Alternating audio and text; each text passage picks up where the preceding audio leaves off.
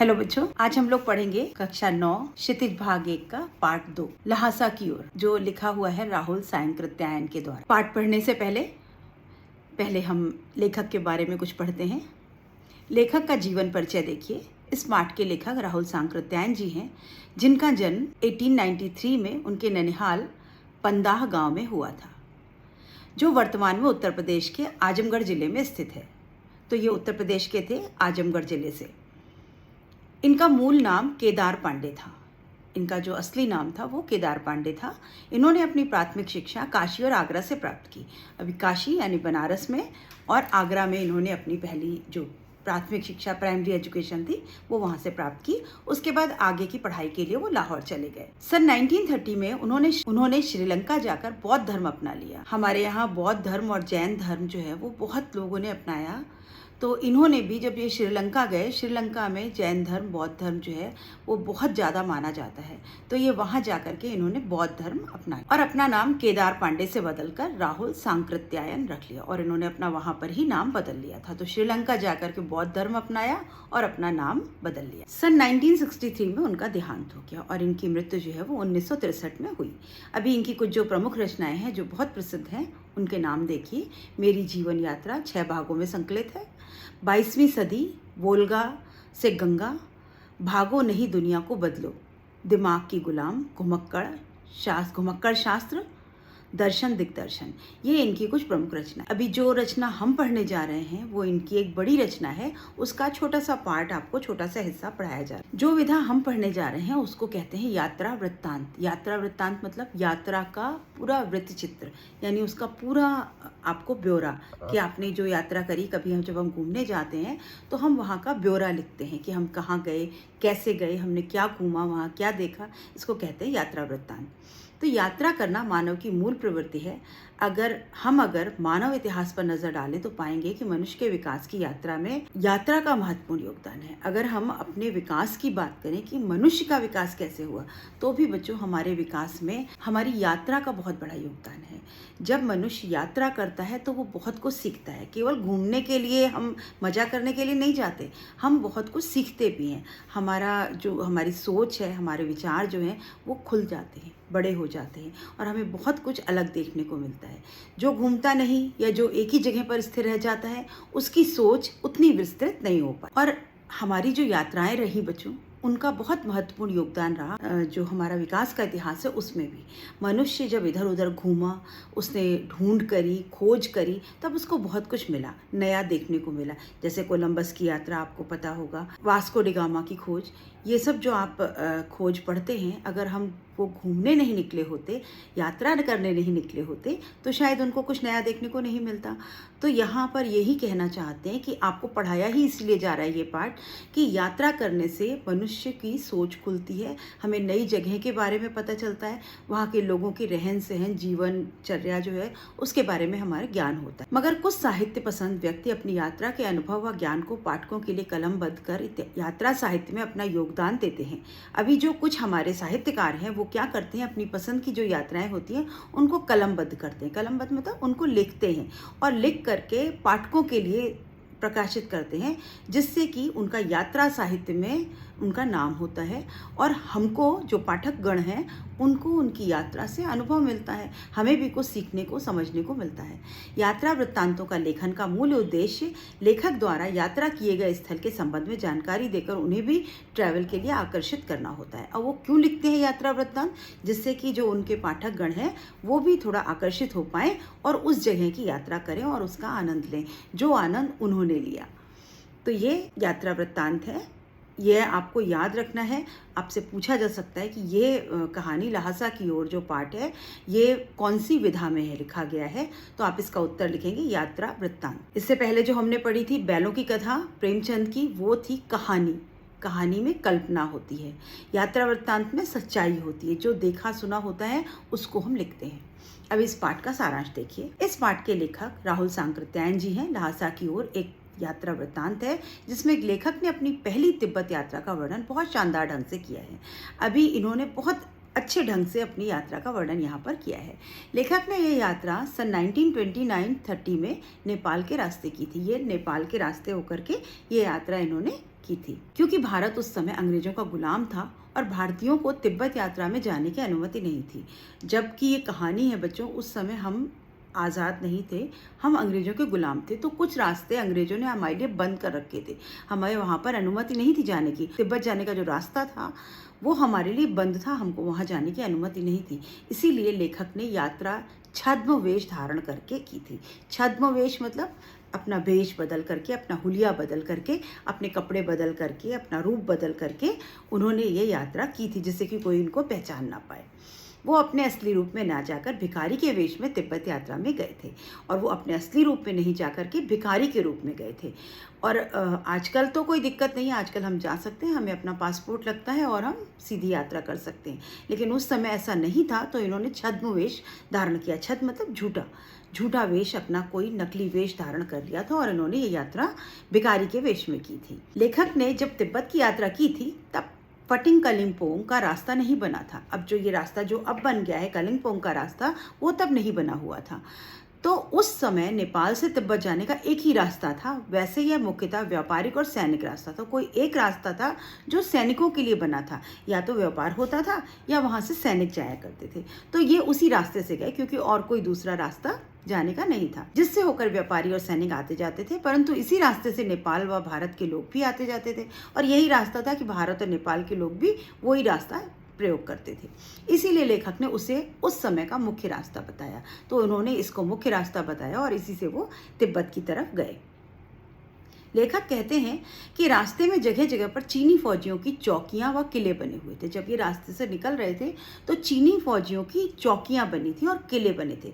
चीनी फौजी, जो चीन का वो बॉर्डर है, तो वहाँ पर चीन के जो सिपाही होते थे वो खड़े थे और उनकी चौकियां बनी थी। चौकियां आप समझते होंगे, वो प्लेस जहाँ पर, वो स्थान जहाँ पर सैनिक इकट्ठे रहते हैं उसको चौकी बोलते हैं। और किला वो कहलाता है जो कि जिसमें कि सेना के सिपाही और उनके हथियार सुरक्षित रहते हैं। तो बड़ी बड़ी मोटी मोटी दीवारें बनाई जाती हैं और एक किलाबंदी कर दी जाती है, दीवारों के अंदर घेराबंदी कर दी जाती है, उसको किला कहते हैं। आपने बहुत से किले देखे होंगे, बड़ी ऊंची ऊंची पहाड़ियों पर किले बनाए जाते हैं। किले की दीवारें मोटी मोटी होती हैं, उसके अंदर सेना रहती है और उनका सेना का हथियार और सामान रहता है। तो वो चीनी सैनिक वहाँ रहा करते थे, लेकिन अब वो पूरी तरह से टूट चुके थे। अब वो जो किले थे वो टूट टाट चुके थे, खंडहर हो चुके थे और वीरान थे। वीरान मतलब बिल्कुल शांत, वहाँ कोई नहीं, निर्जन हो गए थे। वीरान मतलब निर्जन स्थान, तो वहाँ अब कोई रहता नहीं था, तो वो निर्जन हो गए थे। लेकिन उन किलों के कुछ हिस्सों में वहाँ के किसानों ने अपना बसेरा बना लिया था। अभी जो किला था उसके कुछ हिस्से में किसान लोग, जो टूटा फूटा हिस्सा था, वहाँ पर वहाँ के किसान लोग रहा करते थे। बसेरा बना लेना, अपना रहन सहन वहाँ पर करते। इसीलिए उन किलों के कुछ हिस्से आबाद थे। इसीलिए वो जो किला था जो वीरान हो चुका था, कुछ हिस्सों में लोगों के रहने से वो आबाद था। ऐसे ही एक परित्यक्त चीनी किले में लेखक व उनके मित्र चाय पीने के लिए रुके। अब ऐसा ही एक किला था जो कि परित्यक्त किला कहा गया। परित्यक्त मतलब छोड़ा हुआ, जिसका त्याग कर दिया गया हो, यानी टूट गया किला तो वहाँ पर सेना नहीं रहती थी, तो वो त्याग कर दिया गया था। ऐसा ही एक छोड़ा हुआ किला था। वहाँ पर लेखक और उनके मित्र चाय पीने के लिए रुके। अब ये और इनके मित्र जो थे वो यात्रा करनी शुरू करी थी तिब्बत की, तो ये वहाँ पर थोड़ी देर रुक गए और चाय पी इन्होंने। तब उन्होंने देखा कि उस समय तिब्बत में जाति पाति, ऊंच नीच, छूत का भेदभाव नहीं था। तब जब ये वहाँ रुके तो उन्होंने देखा कि वहाँ पर जाति पाति नहीं थे तिब्बत में, और ऊंच नीच का कोई भेदभाव नहीं था, कोई छुआछूत नहीं थी कि नहीं दूर रहो, आओ मत, छुओ मत, ऐसा कुछ नहीं था। कोई भेदभाव नहीं था, और ना ही वहाँ की महिलाएं पर्दा करती थी। अभी वहाँ पर उन्होंने एक चीज़ और भी नोटिस करी कि वहाँ की महिलाएं पर्दा नहीं करती। पर्दा मतलब सर पे पल्ला रख लेना, घूंघट कर लेना, या किसी नए पुरुष के सामने जाना नहीं, या उनसे बात नहीं करना, ऐसा इनको वहाँ पर कुछ भी देखने को नहीं मिला। मतलब महिलाएं सबसे बात कर रही थी, पर पुरुष से भी बात कर रही थी और सबसे मिलजुल रही थी। हाँ, चोरी के डर से निम्न स्तर के भिखारियों को घरों में घुसने नहीं दिया जाता था। अभी वहाँ पर अगर कोई भिखारी भी आता था तो उसको भी लोग अपने घर में आने देते थे और उसका आवभगत, उसका स्वागत करते थे। अगर कोई निम्न श्रेणी का भिखारी होता था तो उसको घर में आने की आज़ादी नहीं थी। निम्न श्रेणी का मतलब एक तो भिखारी और ऊपर से बिल्कुल ही निम्न कोटि का, बिल्कुल बुरी हाल में अगर कोई होता था तो उसको वो अंदर घुसने नहीं देते थे। क्यों? क्योंकि वहाँ पर चोरी का डर, वहाँ पर चोरी बहुत होती थी, तो इसलिए लोग डर के मारे कि पता नहीं भिखारी है कि क्या है, वो अंदर आने नहीं देते थे। अगर थोड़ा भी ठीक ठाक कोई है तो लोग उसको अपने घर में आने देते थे, उसका आओ भगत, उसका स्वागत सत्कार। मगर अपरिचितों के घरों के अंदर आने जाने में कोई रोक टोक नहीं थी। अभी अपरिचित, जो इसको हम जानते नहीं, क्या हम उसको अपने घर में आने देंगे? नहीं आने देंगे। हम लोग तो क्या करते हैं, जो उसको हम जानते नहीं उसे हम घर में नहीं घुसने देते। तो वहाँ पर ऐसा नहीं था, वहाँ पर अपरिचितों को भी घर में लोग बुलाते थे, अंदर आने जाते। अंदर मतलब बिल्कुल अंदर, घर तक, किचन तक लोग पहुंच जाते थे। अपरिचितों द्वारा चाय का सामान देने पर घर की महिलाएं, बहू या सास उन्हें चाय बनाकर दे देती थी। अगर कोई अपरिचित आए और अपना चाय का सामान दे दे कि भाई ये ले लीजिए पत्ती और चीनी और दूध, जरा हमारे लिए चाय बना दीजिए, तो वो महिलाएं जो थी घर की चाय बना दिया करती थी। पर वहाँ पर मक्खन व नमक की चाय पी जाती थी। अभी पहाड़ों पर बच्चों जो चाय होती है उसमें नमक भी डाला जाता है और मक्खन डाला जाता है। मक्खन जो है वो गर्मी देता है, जो फैट है वो हीट देता है, इसलिए लोग वहाँ पर अपनी चाय में मक्खन डाल के पीते हैं। जैसे आप कश्मीर वगैरह में जाएं तो जो कहवा होता है उसमें भी थोड़ा सा मक्खन पड़ा होता है। तो मक्खन और नमक की चाय पी जाती थी। अभी ये सब क्या है, अगर उन्होंने यात्रा ना की होती तो उनको कैसे पता चलता कि ऐसी भी चाय मिलती है? हमको और आपको नहीं पता है क्योंकि हम वहाँ गए नहीं, हमको ये पढ़कर पता चला। तो यात्रा करने से हमें जानकारी मिलती है और साथ ही यात्रा वृत्तांतों को पढ़ने से हमको जानकारी मिलती है। तो इसीलिए साहित्यकार जो थे वो यात्राओं को अपने लेख में लिखा करते थे, अपना अनुभव। परित्यक्त चीनी किले से चाय पीने के बाद वो आगे चलने लगे तो एक व्यक्ति ने उनसे 2 चिटें राहदारी मांगी। अभी जब वो और आगे की तरफ बढ़े तो उनसे किसी व्यक्ति ने उनसे 2 चिट मांगी। चिट मतलब स्लिप मांगी। वो स्लिप क्या थी? परमिशन लेटर था। राहदारी, अगर आपसे प्रश्न में आए कि राहदारी कैसे कहते हैं, तो राहदारी राह पर चलने का परमिशन। आप उस रास्ते जा रहे हैं तो आपको परमिशन, जैसे आप रोड पर चलते हैं तो आपको टोल टैक्स देना पड़ता है, तो आप पैसे देते हैं और एक स्लिप मिलती है। तो ऐसे ही जब हम कोई बॉर्डर का हिस्सा क्रॉस करते हैं तो वहाँ पर हमको राहदारी देनी पड़ती है, मतलब हमको अपना कोई स्लिप दिखानी पड़ती है कि हाँ हमारे पास परमिशन है। ये चिटें उन्हें गांव के एक पुल को पार करने के लिए देनी पड़ती थी। अभी गांव का कोई पुल था, उसको पार करने के लिए उनको वो चिट देनी होती थी। पुल पार करने के बाद वो थोंगला के पहले पड़ने वाले आखिरी गांव में पहुंचे। अब ये जब इन्होंने पुल पार कर लिया तो थोंगला नाम का जगह थी, वहां के आखिरी गांव में ये पहुंच गए। यहाँ सुमित, राहुल के बौद्ध भिक्षु, अब जो ये राहुल सांकृत्यायन जी थे, इनके एक जो मित्र इनके साथ जा रहे थे, यहाँ उनका नाम बताया गया, उनका नाम था सुमति। एक सुमति जो उनके मित्र थे, उनके साथ ये साथ में चल रहे थे। वो इनके बौद्ध भिक्षु दोस्त थे। वो कैसे थे? बौद्ध भिक्षु, बौद्ध धर्म अपनाया हुआ था। तो उनकी पहचान होने के कारण भिखारी के भेष में होने के बाद भी उन्हें रहने की अच्छी जगह मिली। अब अगर ये तो भिखारी के भेष में थे तो शायद लोग इनको अपने घर में घुसने नहीं देते, क्योंकि निम्न श्रेणी के भिखारियों से लोगों को डर लगता था। लेकिन इनको जगह मिल गई। क्यों मिल गई? क्योंकि इनके जो दोस्त थे उनकी, क्योंकि वो भिक्षु थे, बौद्ध भिक्षु थे, तो उनकी लोगों से अच्छी पहचान थी। लेखक कहते हैं कि 5 साल बाद जब वो इसी रास्ते से वापस लौट रहे थे तब उन्हें रहने की जगह नहीं मिली थी और उन्हें एक झोपड़ी में ठहरना पड़ा, जबकि वे उस वक्त भिखारी नहीं बल्कि भद्र यात्री के वेश में थे। अभी वो कह रहे हैं कि जब 5 साल पहले मैं यहाँ से लौटा था तो मुझको रहने की जगह नहीं मिली थी, जबकि मैं तो बड़े अच्छे कपड़ों में था, भद्र कपड़ों में था, लेकिन फिर भी मुझे नहीं मिली। और इस बार तो मैं भिखारी के वेश में हूँ, फिर भी जगह मिल गई। तो इसके क्या कारण है? इसके 2 कारण थे कि पहला तो उनके साथ जो सुमति उनके मित्र थे वो बौद्ध भिक्षु थे और लोगों से उनकी जान पहचान थी, तो इनको रहने की जगह मिल गई आसानी से। दूसरी बात ये थी कि वहाँ के लोग जो है शाम को छंग पिया करते थे। एक पेय पदार्थ होता है जिसमें नशा होता है, तो वो नशे में रहते थे। उनको समझ ही नहीं आता था कि ये भद्र वेश में है या भिखारी वेश में है, तो इनको ये जगह वहाँ पर आसानी से मिल गई। तो यहाँ पर आपसे एक प्रश्न पूछा जाएगा कि इस बार भिखारी वेश में होने के बाद भी उनको जगह मिल गई, और जबकि पिछली बार उनको भद्र वेश में होने पर भी जगह नहीं मिली थी, ऐसा क्यों? तो आपको ये 2 कारण लिखने होंगे। लेखक की यात्रा का अगला लक्ष्य डांडा थोंडा पार करना था। अभी इनका जो लक्ष्य था ये वहां तक तो पहुंच गए, अब इनको वहां का डांडा जो था वो पार करना था। डांडा कहते हैं पहाड़ को, बहुत ऊंचा पहाड़ जो हमेशा बर्फ से ढका रहता है, ऐसा पहाड़ को डांडा कहा जाता है तिब्बती भाषा में। तो वो इनको पार करना था। जो सबसे कठिन हिस्सा था इनकी यात्रा का, सबसे कठिन हिस्सा वही था कि इनको इतना ऊंचा पहाड़ जो था वो क्रॉस करना था, क्योंकि डांडे तिब्बत के सबसे खतरे की जगह थी। अभी डांडे जो होते थे वो बहुत खतरनाक होते थे। उन पे एक तो बर्फ जमी होती थी और बिल्कुल सीधी चढ़ाई होती थी, तो वो पार करना इनके लिए सबसे बड़ा चैलेंज था। 1600 से 1700 फीट की ऊंचाई पर होने के कारण दोनों ओर गांव का नामो निशान न था। अब इतनी हाइट थी तो वहाँ पर बस्ती नहीं थी, लोग वहाँ रहते नहीं थे, कोई गांव नहीं था। तो जब गांव नहीं है आसपास तो कुछ खाने को नहीं मिलेगा, कुछ पानी पीने को नहीं मिलेगा, कोई दिखाई नहीं देगा, कोई मदद के लिए नहीं होगा। इस तरह से इनको वो रास्ता पार करना था। डाकुओं के छिपने की ये सबसे सुरक्षित जगह थी। अब वो डांडा जो था, जो ऊंचा पहाड़ था, वो डाकुओं के छिपने की सुरक्षित जगह थी। क्यों थी? क्योंकि वहाँ कोई नहीं रहता था, निर्जन था। तो डाकू कहाँ रहते हैं? लोकेलिटी में या सिटी में बीच में तो रहते नहीं, वो कहीं कोनों में, पहाड़ों में, गुफाओं में घुस के रहते हैं जहाँ उन्हें कोई देख ना पाए। तो डांडा जो था वो डाकुओं के लिए सबसे सुरक्षित स्थान था। और सरकार भी इस तरफ से लापरवाह थी, और जो गवर्नमेंट थी वो भी डांडा की तरफ नहीं जाती थी, वो भी वहाँ से लापरवाह थी। तो सरकार भी नहीं जाती थी, यानी कोई पुलिस वुलिस कुछ वहाँ नहीं थी। इसीलिए अक्सर यहाँ पर लूटपाट व हत्याएं हो जाती थी। और इसीलिए जब लोग डांडा पार करते थे तो वहाँ पर बड़ी जल्दी चोरी हो जाती थी, लूटपाट कर लेते थे और हत्या हो जाती थी। लोग मार देते थे, वो डाकू जो थे उनको मार दिया करते थे। क्योंकि वे लोग भिखारी के वेश में थे, इसलिए उन्हें कोई चिंता नहीं थी। अभी इनके जो वेश था वो कैसा था? भिखारी का वेश था। तो इनको ज़्यादा चिंता नहीं थी कि जब लोग देखेंगे ये तो भिखारी जा रहे हैं तो हम क्या लूटपाट करेंगे, क्योंकि हमारे पास तो कुछ होगा ही नहीं, भिखारियों के पास क्या होता है। तो इसलिए ये थोड़ा इनको डर कम था कि लूटपाट तो हमारे साथ नहीं होगी।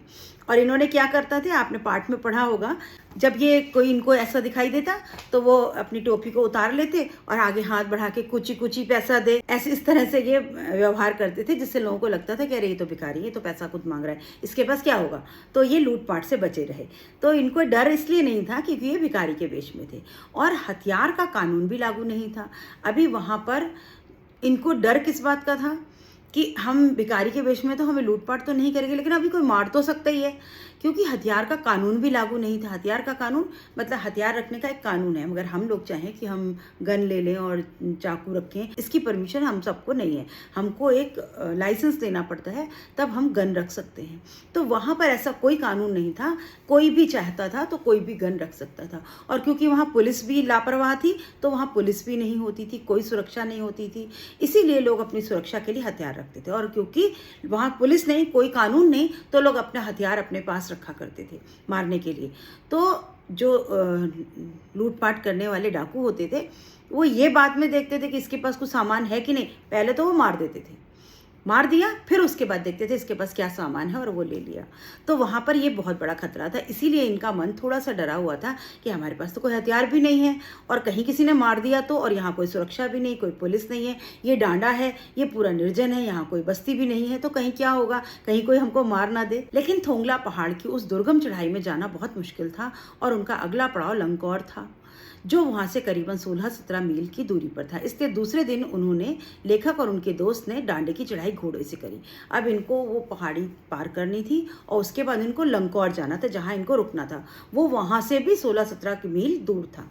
तो इन्होंने सोचा कि ये चढ़ाई जो है हम अगले दिन घोड़े से तय करेंगे, पैदल चल के जाना तो मुश्किल होगा, तो हम घोड़े से चढ़ के जाएंगे। तो ये और वो अगले दिन वहाँ पर घोड़े से उन्होंने वो पहाड़ की चढ़ाई पूरी करी। पहाड़ के ऊपर पहुंचकर उन्होंने देखा कि दक्षिण पूरा ओर बिना बर्फ और हरियाली के नंगे पहाड़ दिखाई दे रहे हैं। अभी वहाँ पहुँचने के बाद उन्होंने जब साउथ में देखा तो देखा कि वहाँ पर बिल्कुल नंगे पहाड़, जिसमें बर्फ नहीं है, और हरे पहाड़, हरियाली है, मतलब वहाँ पर बर्फ नहीं है, पेड़ पौधे लगे हैं, ऐसे पहाड़ दिखाई दे रहे हैं। तथा उत्तर की ओर पहाड़ पर बर्फ दिखाई दे रही है, और नॉर्थ में जो है वो थोड़ी बर्फ दिखाई दे रही है। वहाँ स्थानीय देवता का मंदिर भी बना हुआ था। अभी वहाँ पे जो लोकल लोग थे, उनके अपने लोकल भगवान थे, उनका एक मंदिर भी बना था। अगर आपको कुछ पिक्चरों में देखा हो कि पहाड़ों पर लोग जो हैं वो कबीले में रहते हैं और अपने देवता को मानते हैं, अलग ढंग से कपड़ों से और रंग बिरंगे पतंगी कागज़ों से अपने देवता को सजाते हैं। फिर वो रात में नृत्य करते हैं, मांस काटा जाता है, मांस खाया जाता है पका के, फिर वो ड्रम बजाकर नृत्य करते हैं। तो इस तरह का लोगों का, उनकी अपना रहन सहन होता है। तो इनको वहाँ पर एक स्थानीय देवता का मंदिर भी मिला। पहाड़ से उतरते समय लेखक का घोड़ा धीरे धीरे चलने लगा, जिससे उनके साथी आके निकल गए। अभी जो लेखक जिस घोड़े पर थे, जब वो उतर रहे थे तो उतरते समय घोड़ा वजन था, तो घोड़े को संभल संभल के उतरना था, और स्लोप पर उतरने में थोड़ा रिस्क भी होता है कि कहीं जरा पैर से फिसला तो नीचे चले जाएंगे। तो घोड़ा जो था वो धीरे धीरे चल रहा था, और इन घोड़े के स्लो होने की वजह से इनके जो आगे के साथी थे इनके, वो इनसे दूर निकल गए। वो लोग आगे बढ़ गए, ये पीछे रह गए, वो रास्ता भटक गए। अब इनका रास्ता जो है वो इनसे गुम हो गया, और वे बाएं रास्ते की एक जगह की ओर 1.5 मील आगे चल दिया। अभी इनको जाना राइट था, ये बाएं रास्ते चले गए और थोड़ा आगे भी चले गए, 1.5 मील चले निकल गए। बाद में लोगों से पूछकर वापस सही रास्ते यानी लंकौर के रास्ते दाहिने की तरफ में आ तो गए, मगर तब तक काफ़ी देर हो गई थी। लेकिन क्योंकि रास्ता भटक गए तो अभी समय निकल गया था और अंधेरा हो गया और आने में इनको थोड़ा देर हो गई, जिससे उनके मित्र सुमित नाराज हो गए। अभी इनके मित्र जो सुमित थे वो नाराज हो गए कि तुमने इतनी देर लगा दी, तुम क्यों पीछे चले गए, गलत रास्ते पे चल गए, अभी पूरा टाइम वेस्ट हो गया मेरा। परंतु जल्दी ही उनका गुस्सा ठंडा हो गया और वे लंकौर में एक अच्छी जगह पर ठहर गए। फिर वो खैर गुस्सा हुए, फिर शांत हो गए और फिर वो एक जगह लंकौर में जाकर के रुक गए। अब वो तिंगरी के मैदान में पहुंचे, जो पहाड़ों से घिरा एक टापू था। अभी एक जहाँ कहाँ पहुंचे, ये तिंगरी के मैदान में, जिसके चारों तरफ पहाड़ थे, यानी वो वैली थी और जिसके सामने एक छोटी सी पहाड़ी दिखाई पड़ती थी जिसका नाम तिंगरी समाधि गिरी था। अभी सामने एक छोटी सी पहाड़ी दिख रही थी, पहाड़ी मतलब पहाड़ से छोटा, और उसका नाम क्या था, तिंगरी समाधि गिरी। तो ये वहाँ पर पहुँच गए। आसपास के गांव में सुमति के बहुत परिचित थे। अभी सुमति जो था वो बौद्ध भिक्षु था, वो वहाँ जाता आता रहता था, उसके जान पहचान वाले बहुत सारे लोग वहाँ थे, इसलिए वो उनसे मिलना चाहते थे और उन्हें बोध गया से लाए कपड़ों के गंडे भी देना चाहते थे। अभी उन्होंने कहा मेरे यहाँ पे लोग रहते हैं, मैं ज़रा मिल के आता हूँ और मुझे ये गंडे भी देने। गंडे बच्चों कपड़ों से, कपड़ों के अंदर कुछ मंत्र लिख करके कपड़ों के अंदर उनको गांठ बांधते, धागा बना देते हैं, जो कि यहाँ हाथ पर गंडे बांधे जाते हैं, या कभी कभी लोग गले में भी पहनते हैं उनको, भगवान का मंत्र मान करके। तो वो गंडे लाए थे कि मैं बोध गया से ये लाया हूँ और लोगों को दूंगा। और क्यों दूंगा, क्योंकि लोग पैसा देंगे, लोगों की श्रद्धा थी। अब यहाँ पर ये आपको पाठ में पढ़ने को मिलेगा कि वो चीटिंग भी करते थे।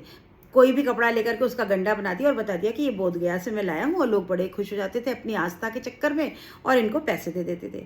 परंतु लेखक ने उन्हें मना कर दिया और लहासा पहुंचकर उन्हें पैसे देने का वादा किया। बोले नहीं नहीं, कोई जरूरत नहीं, वैसी देर हो गई, अब तुम फिर गाँव में चले जाओगे और देर होगी। तो उन्होंने कहा अरे मुझे थोड़े पैसे मिलेंगे। तो उन्होंने बोला पैसे मैं दे दूंगा, तुम अभी चलो। इस बात पर सुमति मान गए और उन्होंने आगे बढ़ना शुरू कर दिया। अभी ये सब आपको इसलिए बताया जा रहा है कि आपको इनके ऊपर एक कुछ प्रश्न भी आएंगे। उन्होंने सुबह चलना शुरू नहीं किया था, इसलिए उन्हें कड़ी धूप में आगे बढ़ना पड़ा। अभी क्योंकि सुबह सुबह नहीं चले तो थोड़ा लेट हो गया, तो धूप बहुत तेज हो गई थी। कुली ना मिलने पर वे अपना सामान पीठ पर लादे और हाथ में डंडा लिए चल रहे थे। अब कुली तो वहाँ कहीं मिलता नहीं, तो इन्होंने अपना सामान पीठ पर लाद लिया और एक डंडा हाथ में ले लिया और चलने लगे। डंडा बच्चों पहाड़ों पर जब चढ़ते हैं तो चढ़ते समय डंडे से सपोर्ट मिलता है और उतरते समय भी डंडे से सपोर्ट मिलता है। तो आपने ज़्यादातर देखा होगा कि पर्वतारोही जो होते हैं वो डंडा लेकर चलते हैं। सुमति यहाँ एक और यजमान से मिलना चाहते थे। यजमान जो होस्ट होते हैं, जिनके घर रुकते हैं, तो वो किसी एक और किसी पुरुष से मिलना चाहते थे जिनको वो अपना गंडा देते। इसलिए उन्होंने बहाना बनाकर टोकर विहार की ओर चलने को कहा। अब इन्होंने कहा अच्छा उधर की तरफ चलते, जरा टोकर विहार की तरफ चलते। वो किसी से मिलना चाहते थे। तिब्बत की जमीन छोटे बड़े जागीरदारों के हाथों में बटी थी। अभी यहाँ पर जो उस जगह का जो वर्णन किया है उसके बारे में आपको बताया जा रहा है कि जो तिब्बत में ज़मीन थी वो छोटे छोटे जागीरियों में बटी हुई थी। जागीरदार जिनकी ज़मीन होती है उनको जागीरदार कहते हैं। अब उनके अलग अलग हिस्से थे, ये इसकी ज़मीन, ये उसकी ज़मीन, वो उसकी ज़मीन। इन जागीरों का बड़ा हिस्सा बौद्ध मठों को भी जाता था। अभी जो बौद्ध मठ थे, जो बौद्ध धर्म को मानने वाले मठ कहते हैं बच्चों, मठ और विहार जहाँ पर बौद्ध भिक्षु रहते हैं, तो उन मठों को भी के पास भी जागीर थी, वो भी खेती करते थे। कुछ खेती खुद भी किया करते थे। जो जागीरदार बड़े बड़े होते हैं वो मजदूर रखकर खेती कराते हैं, पर कुछ जागीरदार जो हैं वो अपने आप भी वहाँ पर खेती किया करते थे। तो ये आपको इसलिए बताया गया कि तिब्बत में जो जमीन थी उसका बंटवारा कैसा था, जागीरदारों में। जागीरदार थे, उनकी अपनी अपनी जमीन होती थी। कुछ लोग मजदूरों से खेती करवाते थे और कुछ लोग खुद भी खेती किया करते थे। और वो जिसके लिए मजदूर उन्हें बेगार मिल जाते थे। अब वो लोगों से खेती क्यों करवाते थे, क्योंकि आसान पड़ता था। बेगार मतलब बिना पैसे के मजदूरी करवाना। हम अगर किसी से कोई काम करवाते तो हमें पैसे देने पड़ते हैं, पर वहाँ पर मुफ्त में फ्री के मजदूर मिल जाते थे उनको, और इसीलिए वो लोगों को बुला करके अपने यहाँ खेती करवाते। बौद्ध भिक्षु भी खेती की निगरानी करते थे, और जो बौद्ध धर्म मानने वाले भिक्षु थे वो भी अपनी खेती की निगरानी मतलब देखभाल किया करते थे। वही खेती करते थे, उसी से अन्न होता था, वही वो लोग खाते पीते थे। ये वहाँ की आपको भौगोलिक स्थिति बताई, प्राकृतिक स्थिति बताई, और वहाँ का समाज कैसा था, वहाँ पर जमीन किस तरह से बंटवारा था, ये भी आपको इस पाठ में पता चलेगा। लेखक शेखर की खेती के मुखिया नमसे बौद्ध भिक्षु से मिले। अभी जो थे लेखक थे वो किससे मिले, वहाँ एक शेखर की खेती के मुखिया, वो जो शेखर एरिया था वहाँ की जो खेती था उसका मुखिया, उस खेती का जो जागीरदार था उसका नाम था नमसे, और वो एक बौद्ध भिक्षु थे, उनसे वो जाकर मिले। उनके मठ में एक अच्छा मंदिर था, जब उनके मठ में गए जहाँ वो रहते थे वहाँ पर एक बड़ा अच्छा मंदिर बना हुआ था जिसमें बुद्ध वचन की हस्तलिखित 103 पोथियां रखी थी। अब जिस मठ में वो गए वहाँ पर 103 पोथी मतलब मोटी मोटी किताबें बौद्ध धर्म की, बौद्ध वचन लिखे हुए रखी हुई थी। लेखक इन्हें पढ़ने में व्यस्त, और वो तो लेखक जब वहाँ पहुँचे तो वो उनको पढ़ने में, उनको लेखक थे, उनको पढ़ने लिखने का शौक था, तो उन्होंने उनको पढ़ना शुरू कर दिया, वो पढ़ने में व्यस्त हो गए। इसी दौरान सुमति ने आसपास के अपने यजमानों से मिलकर आने के लिए लेखक से पूछा। अभी सुमति आए, बोले मैं जरा आसपास के लोगों से मिला हूँ, तो उन्होंने कह दिया हाँ हाँ जाओ जाओ, जिससे लेखक ने खुशी खुशी मान लिया। पहले जब उन्होंने कहा था हम मैं मिल के आऊँ तो उन्होंने मना कर दिया था, क्योंकि वो व्यस्त थे खुद, तो उन्होंने कहा हाँ हाँ ठीक है, खुशी खुशी, हाँ हाँ ठीक है, जाओ जाओ, तुम अपने यजमानों से मिल के आ जाओ। तो अभी आपका एक प्रश्न इस पर भी आएगा कि पहली बार मना क्यों किया था, बाद में जाने क्यों दिया। दोपहर तक अपने यजमानों से मिलकर सुमति भी वापस आ गए। अब वो दोपहर तक गए, लोगों से मिल मिलाकर वापस आ। चूंकि तिंगरी वहां से ज्यादा दूर नहीं था, इसलिए उन्होंने अपना सामान पीठ पर उठाया और नमसे से विदा लेकर चल दिया। अब जहाँ ये रुके थे नमसे के पास, वहां से अब तिंगरी जो था वो ज्यादा दूर नहीं रह गया था, तो उन्होंने अपना सामान पीठ पे डाला और जो बौद्ध भिक्षु नमसे थे उनसे विदा लेकर के चल दिया। अभी बौद्ध भिक्षु का नाम नमसे आपको याद रखना पड़ेगा। तो पाठ तो यहाँ पर बच्चों खत्म होता है। एक छोटी सी कहानी है, आपको तिब्बत के बारे में बताया गया। अभी आपको इसमें कुछ खास बातें जो याद रखने वाली हैं वो क्या क्या हैं कि इन्होंने छद्म वेश में, भिखारी के वेश में यात्रा शुरू करी, उस रास्ते से शुरू करी जो कलिंगपोंग का रास्ता था, उससे शुरू करी, और वो रास्ता उस समय केवल वही रास्ता चलता था।